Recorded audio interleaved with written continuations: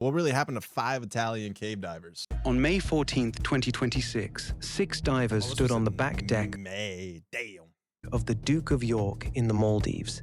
They were preparing for a deep cave dive into Devana Kandu, a submerged limestone system nearly 60 meters below the surface. You know, I never really got cave divers. Like, why? Couldn't we just send like a drone down?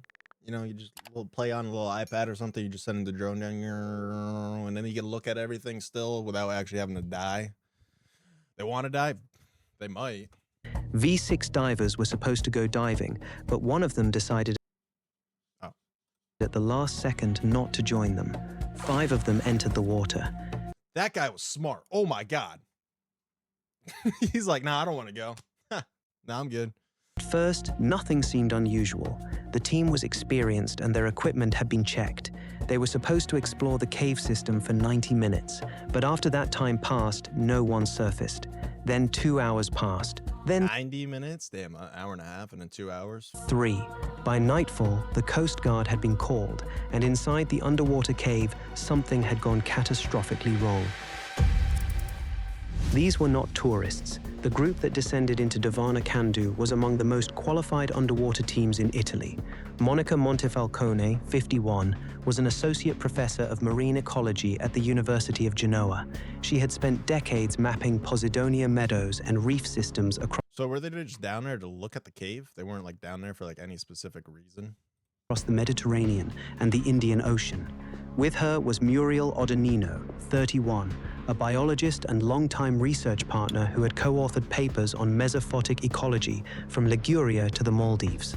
Federico Gualtieri, also 31, was a newly minted marine biologist and certified instructor whose thesis had focused on the coral communities of the central Maldivian atolls. Ooh, they were scientists. Ooh, they were scientists. Georgia Somakal, 23, was a biomedical engineering student at the same university. She was also Monica's daughter. Leading them was Gianluca Benedetti, a senior technical instructor and operations manager for the liveaboard itself. He knew Vavu better than most locals. They were on the Duke of York, a 36-meter liveaboard operated by Luxury Yacht Maldives and Albatross Top Boat. The vessel carried closed-circuit rebreathers, custom gas blending equipment, and often hosted scientific cruises with Dan Europe and European universities. So this was specifically made for diving and everything else. They knew what they were doing. That week, it housed 25 Italian guests and researchers. 25, but there was only like 6 divers? Most were on recreational dives. Montefalcone's team had a different plan. The university would later state that the specific cave dive was a private activity separate from the official scientific mission. This distinction mattered. So it was literally had nothing to do with what they were even doing there, but they went down there anyways. Legally, Maldivian law caped recreational dives at 30 meters. The team was planning to go nearly twice as deep. The cave they entered was Devana Kandu, a channel cutting through Vavu Atoll, about 100 kilometers south of Malé. On the surface, Vavu is famous for drift diving. Currents driven by lunar tides push enormous volumes of water through gaps in the coral wall, carrying nutrients that attract sharks, rays, and dense that's a beautiful reason to go down there. schools of pelagic fish. The underwater terrain feels like a hydraulic machine. The cave sits on the deep slope at 55 to 58 meters. Its mouth opens like a dark notch in the limestone wall. Yo, they had to dive down almost 200 feet just to get to the cave. Inside, the system runs for an estimated 260 meters. No single tunnel runs through it. The system splits into 3 large chambers connected by tight, narrow corridors that force divers into single file. At 60 meters, sunlight has vanished. The blue and green photons of the surface do not reach this far down. Without artificial light, the environment is absolute black. The team descended together. Surface conditions that afternoon were deteriorating. A yellow weather warning had been issued for the region. Wind gusts were hitting 50 kilometers per hour, whipping up a rough sea. Ooh, dude, out in the ocean, I feel like you could just get sucked into a storm in a matter of seconds, and there's like nothing you can do about it but just try to ride it out. In a channel like Devana Kandu, surface wind translates directly into underwater energy. The currents inside the cave system become stronger, less predictable, and capable of shifting direction without warning. Nobody knows exactly what happened at the cave mouth. The best reconstruction comes from dive physicists and rescue divers who studied the site afterward. The prevailing theory is that the team intended only a brief reconnaissance, a bounce dive to the entrance zone. They may have been examining the limestone wall when an updraft or downdraft, generated by the storm-driven tides, struck them without warning. In a cave environment, Yo, that's crazy. Being like 200 feet down, you're being 200 feet down and you're still getting hit by that storm. You're still getting hit by a storm that's on the surface. Crazy. a sudden change in water pressure acts like a siphon. If the current caught them at the entrance and dragged them through the main constriction, they would have been thrown into the first and second chambers before they could react. At 60 meters, the human body is under 7 atmospheres of pressure. Movement is slow, and cave corridors do not allow easy turning. Gianluca Benedetti's body was recovered the next evening. He was found in the narrow passage between the first and second chamber, not deep inside the system, but far enough that escape had become impossible. His tanks were empty. That detail matters. A diver of his experience does not passively run out of air. The forensic interpretation is that he exhausted. So could he just not leave he probably got stuck in the cave after that storm, just couldn't leave because of the storm and just died. Damn. Exhausted his supply trying to share gas with the others, likely with Monica and Georgia, possibly with the younger researchers nearby. In a hard overhead environment, with no light and no remaining oxygen, the human body loses its reflexes. Hypercapnia sets in. Carbon dioxide buildup overwhelms the nervous system. The throat relaxes. Seawater enters the lungs. Drowning at depth is quiet. There is no struggle the surface can hear. The others never made it back to the entrance. The best available evidence places them in the third chamber, beyond the second. So he was on his way out, dying? So he gave them air inside. He probably could have made it out. Probably could have made it out if he did not give them air. Damn. And they died anyways. Restriction in the farthest reaches of the limestone system. They are still there, but the cave was not done taking lives yet, and this story was about to take an even more tragic turn. The alarm reached the Maldivian National Defense Force by late evening on May 14th. The Coast Guard mobilized immediately. Cave rescue at this depth is among the most demanding operations any military diver can face. It requires penetration into confined spaces under strict time. I'm surprised they sent more people down there, but they just didn't send like a drone or something, you know, that might be able to just identify them before you're just going down there blind. Maybe just send like a drone down first, see where, like, obviously you're doing a recovery mission. They're dead. They're dead. You know they're dead. Why don't you just send a drone down to find their bodies? That way you can go directly down there, find their bodies, and get the fuck out. Limits dictated by decompression obligation. Stay too long and the body absorbs too much inert gas. Ascend too fast and that gas forms bubbles in the bloodstream. On May 15th, Minnesota DAF teams rotated in pairs. The first divers mapped the entrance and laid guidelines through the narrow passages.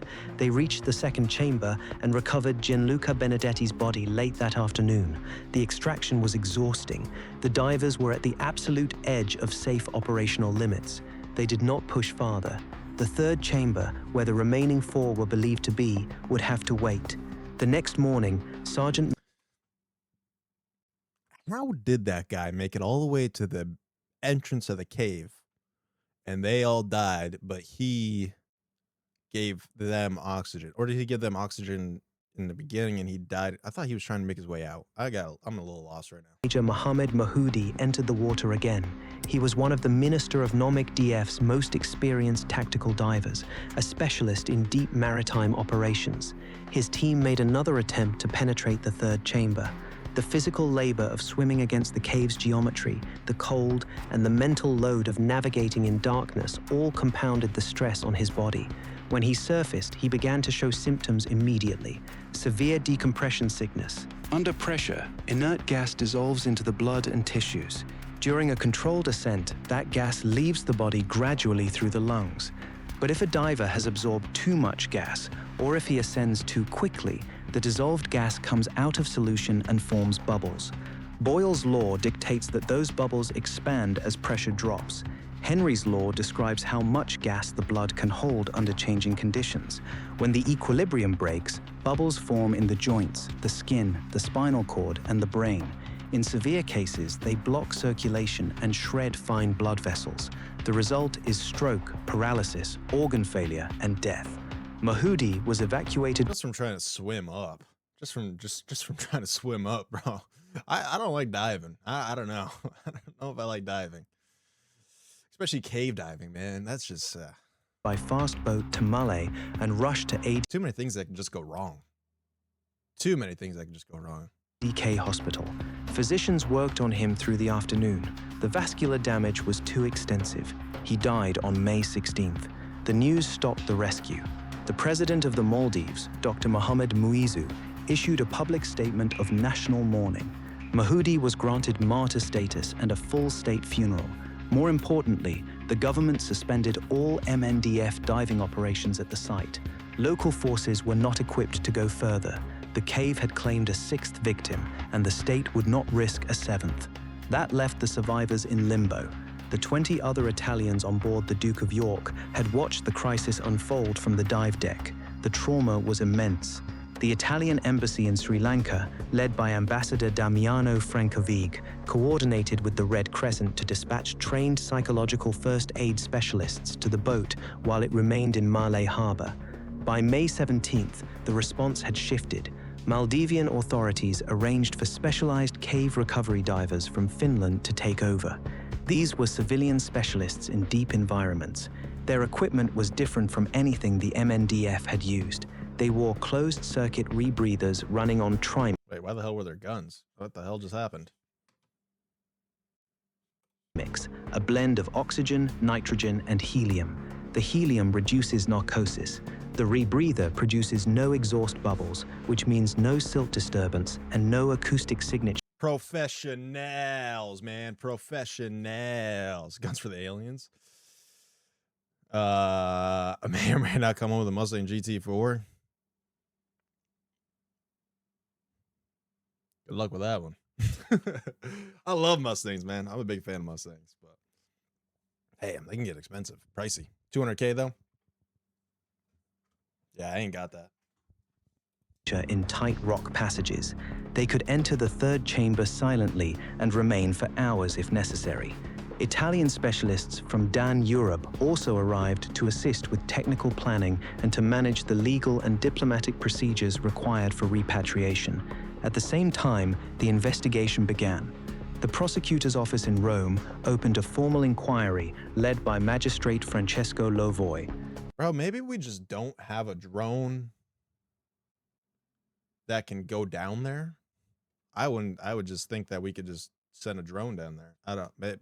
Maldivian police embargoed all digital dive computers, gas blending logs, and compressor records from the Duke of York. The vessel itself was suspended from operation by the Ministry of Tourism. Its licenses were revoked pending full technical and managerial audits. The survivor who had stayed on the deck was now the key witness. She had watched the briefing and seen the tanks being checked. Investigators from both Rome and Malé needed her account to reconstruct the final decisions made before the descent. She described a team that was focused. Nothing suggested they were walking into a trap. The dive computers recovered from Benedetti's body would eventually tell part of the story, recording depth, time, and ascent rate in digital increments. But the computers could not record what gas was in the tanks. For that, the investigators needed the compressor logs and the blending charts from the boat's gas station. Yo, there is so much that goes into deep diving. Oh my God, I don't think I'd ever do it. I don't think I would ever do like a deep dive. Those documents were now under seal. I don't even know if I'd do a short dive. I don't even know if I want to go diving. Maybe snorkeling. And the analysis would take weeks. In the meantime, the families in Italy were waiting. They were asking how 5 people with so much training could simply vanish. The original team had been among the best in their field. Their leader had emptied his tanks trying to keep them alive. A trained military diver had died trying to reach them. What force could disable 5 experts in the time it took to draw a few breaths? Initial speculation focused on the current, on silt, on panic, on entanglement. But experienced divers do not panic in unison. Something else had stripped their defenses before they could react. The answer turned out to be smaller than anyone expected. It was in the tanks on their backs. At the surface, the air in a standard tank is roughly 21% oxygen. At 60 meters, the ambient pressure is 7 times greater. Every breath delivers 7 times the normal gas density. Even on standard air, the partial pressure of oxygen reaches 1.47 atmospheres, close to the accepted safety ceiling. But the Duke of York, like many liveaboards, routinely filled nitrox tanks for its recreational guests. Nitrox increases the oxygen percentage to reduce nitrogen absorption on shallower dives. A common blend is Oh, so they weren't even like properly equipped to even go down that far. EAN-X32, 32% oxygen. If the researchers, by error or mislabeling, were breathing EAN-X32 at 60 meters, the partial pressure of oxygen would have hit 2.24 atmospheres. That crosses the threshold into central nervous system oxygen toxicity. The result is a sudden violent convulsion known as the Paul Bert effect. The victim loses consciousness instantly. The regulator falls from the mouth. Drowning follows in seconds. But the gas is only the first part of the story. Even if the mixture was correct, nitrogen narcosis would have been severe at that depth. At 7 atmospheres, nitrogen interacts with the lipids in nerve cell membranes. The effect is often compared to alcohol intoxication, but that comparison understates the danger. At extreme depth, narcosis does not merely slow reaction time, it disables the prefrontal cortex, the part of the brain that manages panic, evaluates risk, and solves novel problems. Suddenly, a tangled guideline in the dark becomes unsolvable. A narrowing corridor seems like a labyrinth without exit. Experienced divers make elementary mistakes, and they do not realize they are making them. Then there is the silt. Cave floors in limestone systems are often covered in fine sediment, undisturbed for millennia. One errant fin kick sends a cloud into the water column that does. So you can't see, your oxygen's all messed up, the current's pushing you around. Yeah, it's just and the weather that forced you into the cave. That's just a whole lot of things that just went wrong. Wow. Not settle quickly. Visibility drops from meters to 0 in an instant. The beam of a headlamp reflects off particles and illuminates nothing. Without a guideline to follow, a diver in a silt-out has no reference for which way is out. The cave becomes a closed room. Combine these forces. A current pulls the team deeper than planned. Narcosis dulls their ability to respond.